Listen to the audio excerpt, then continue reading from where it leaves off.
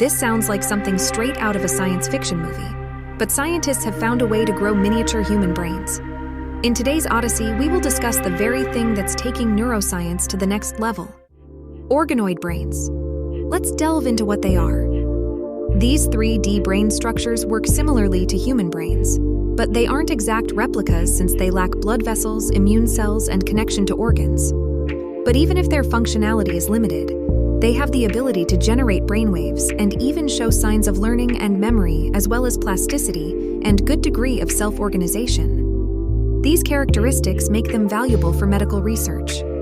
The process of creating brain organoids begins with pluripotent stem cells, which, by definition, can develop into any tissue in the body.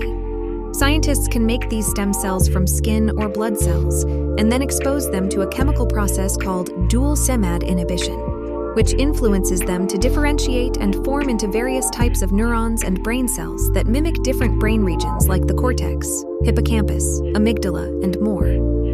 Over a period of 1 month, these cells self-assemble and aggregate into 3D brain-like structures.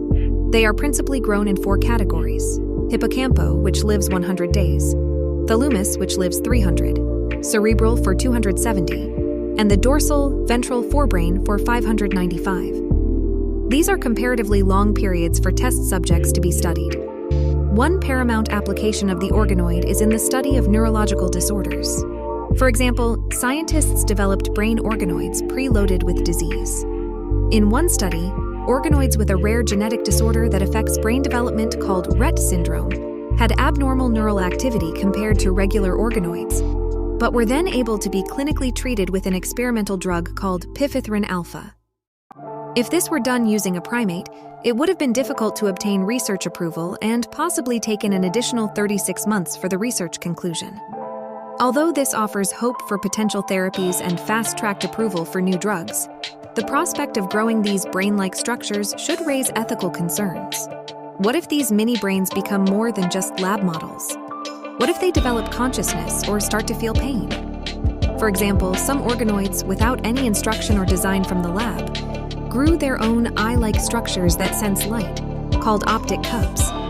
This means that on occasion they demonstrate individual initiative, which hints at free will or could indicate self-awareness. However, at this present moment, the current understanding is that these brains are far from being conscious, because their tissue doesn't organize the same way a human brain would due to their size, which lacks the anatomy of other studied self-aware brains. It is predicted that these brains are currently far too simple to feel pain or have any kind of consciousness. In order to test these theories, AI is being utilized to decipher patterns which constitute consciousness. As this technology continues to advance, it will be crucial to have ongoing open dialogue and establish scientific guidelines to ensure organoid brain research is conducted ethically and responsibly, similar to what is found in the areas of human organ harvesting and stem cell harvesting. Thank you for embarking on this enlightening odyssey with us. We hope you found this video both enjoyable and informative. Please share your opinion in the comment section regarding organoid brains. Subscribing is a form of bookmarking the channel to see more of our awesome content. Always stay curious, and we'll see you in the next Odyssey.